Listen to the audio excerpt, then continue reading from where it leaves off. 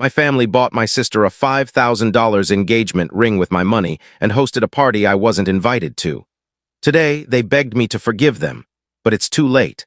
Hi Reddit, long-time reader, first-time posting here. This all played out over the last year, and I'm finally ready to put it out there. It's a wild ride, so strap in. Some context about me first. I'm 31, male, and work in medical device sales where I pull in about $170K a year. Been in sales since finishing college, climbing through 3 different companies to get where I am now. I rent a nice 2-bedroom apartment downtown, drive a dependable Honda Accord, and I've always been the successful one in my family. Not bragging, just setting the stage because money is the central issue here. My family includes my parents, Gregory and Evelyn, both 58, and my younger sister, Marissa, 29.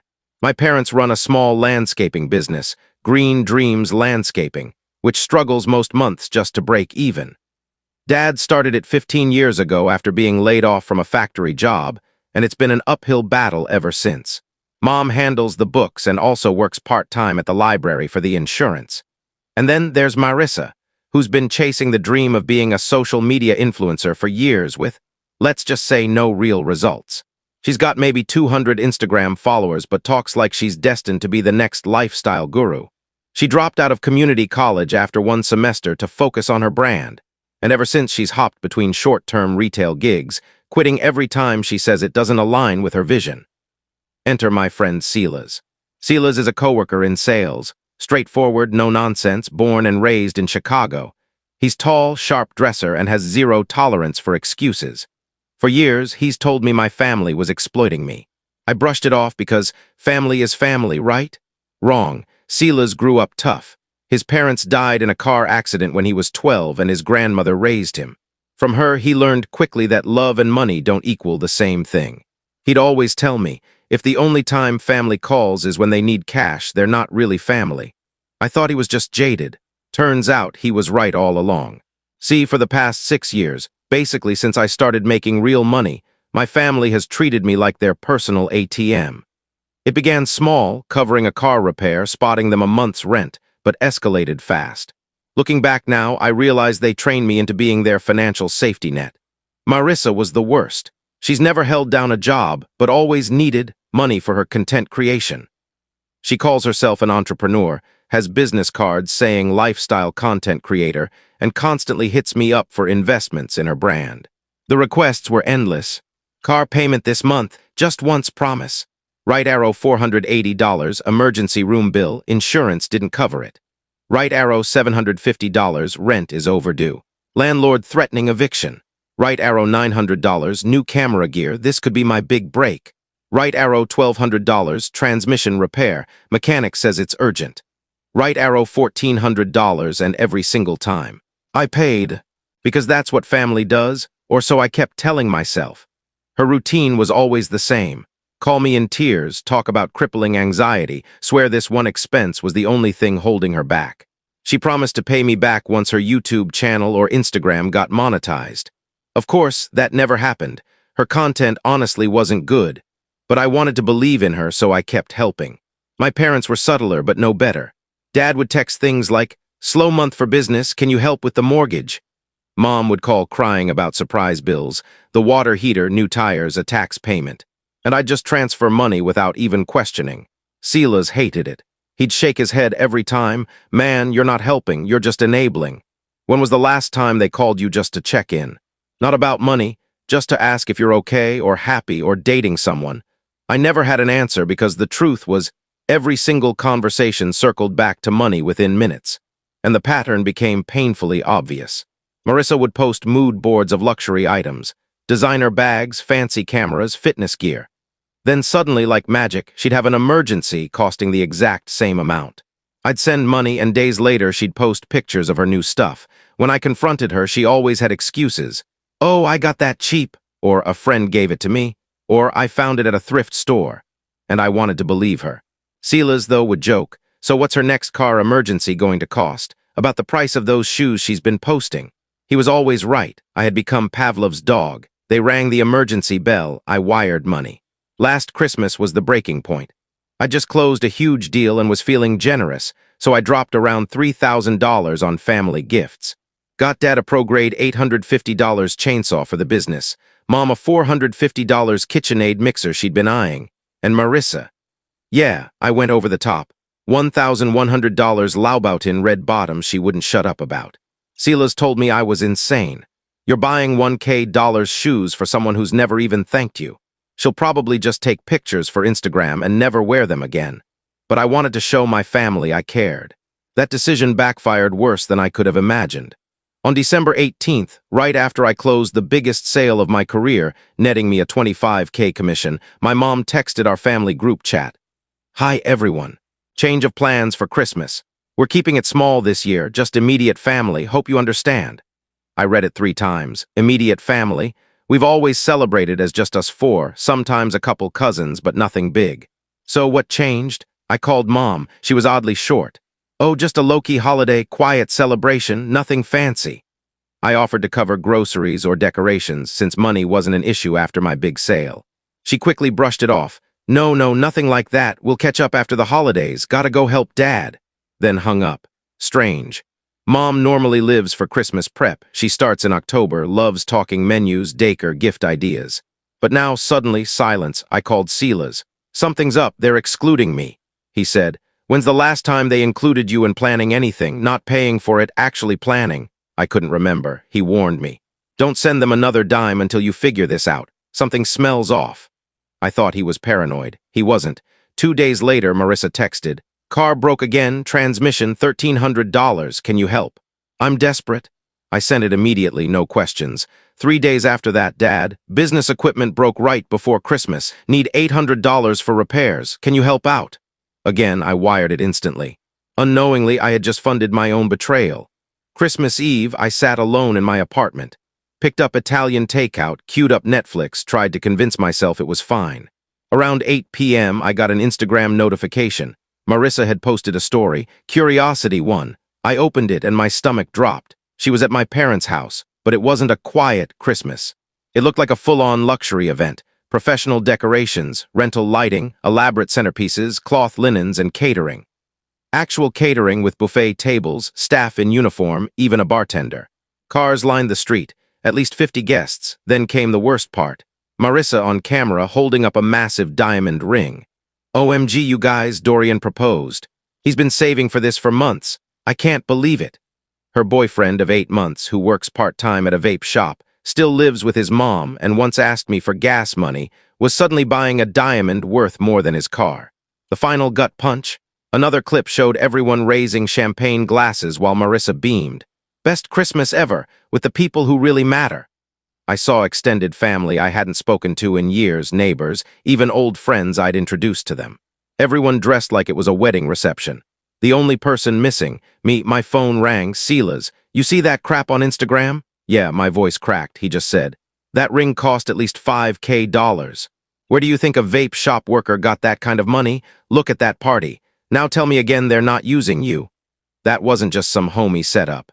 This was clearly the work of professional event planners. Someone had poured serious money into this. I didn't need Silas to spell it out for me. Over the last 3 months alone, Marissa had hit me up for emergencies that added up to $3,400. $300, $750, $900, and $450. Car issues, hospital bills, rent shortfalls, always urgent, always desperate. And now suddenly her boyfriend was pulling out a $5,000 engagement ring. It clicked instantly. She'd funneled my money into her own proposal, then cut me out of the entire celebration. Silas, I feel sick. Don't feel sick. Get angry, he snapped. This is war now, and you've got all the ammunition. His first instruction was simple: document everything. I spent the rest of Christmas Eve glued to my phone, screenshotting Marissa's stories, relatives' Facebook posts, guests' Instagram photos, every shot of the decorations, catered buffet, bartender, the diamond ring. By 3 a.m., I had a full archive proving exactly what went down. The next morning, scrolling through family posts felt like torture. My cousin Rowan posted a champagne toast pic captioned, "Nothing beats Christmas traditions with family." So blessed. My aunt uploaded shots of a lavish dessert spread with the caption, "Greg and Evelyn really went all out this year. Best Christmas ever." And then came my mother's post. A giant group photo by the tree, 30 people smiling with drinks in hand.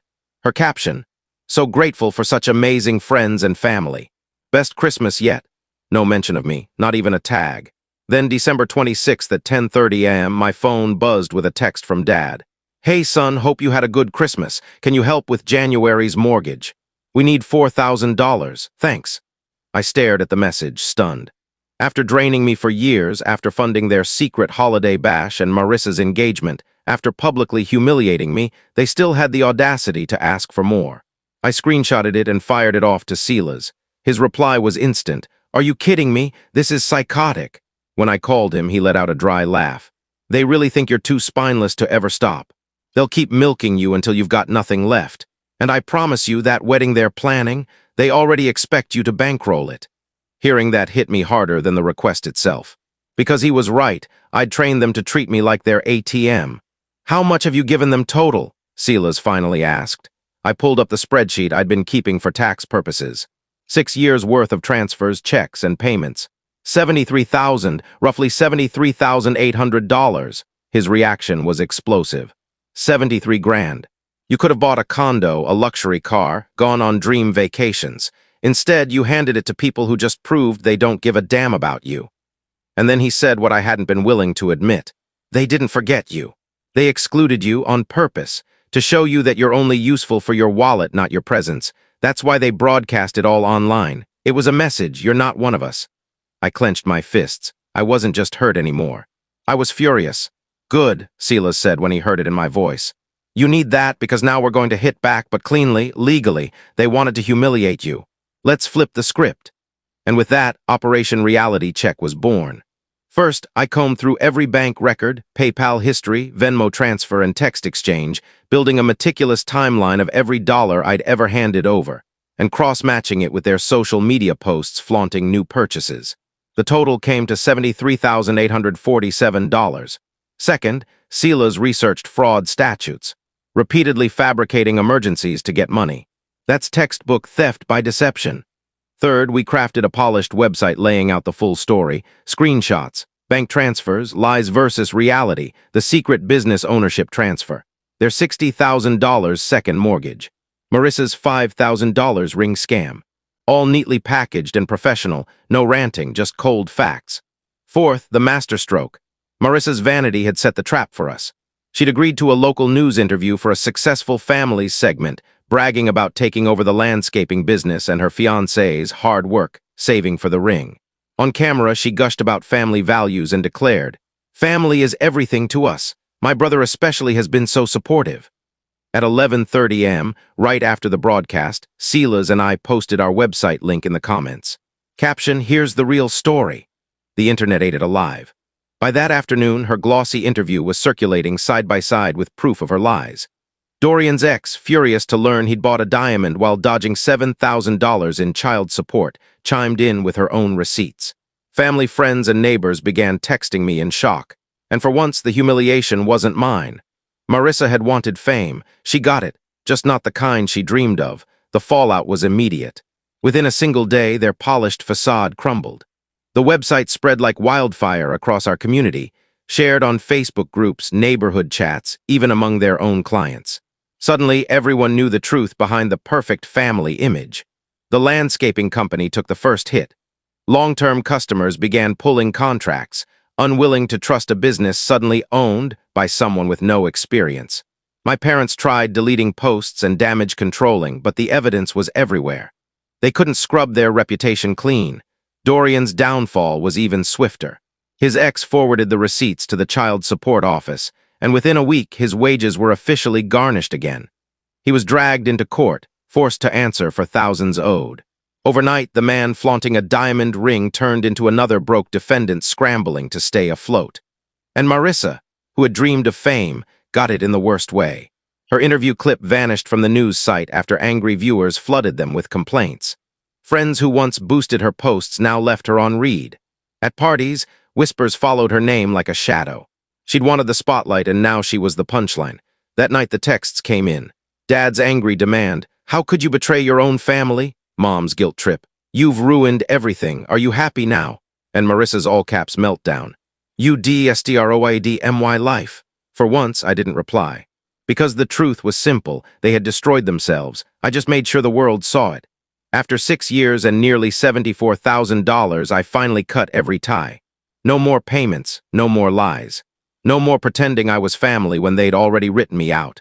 And for the first time in years, I felt something stronger than anger. I felt free. They'd tried to erase me from their story. Instead, they'd erased themselves. And the proof of it all, the lies, the fraud, the betrayal, will follow their name forever. If you enjoyed this story, don't forget to leave a comment, hit subscribe, follow for more, and turn on the bell icon so you never miss the next one. Backhand index pointing right.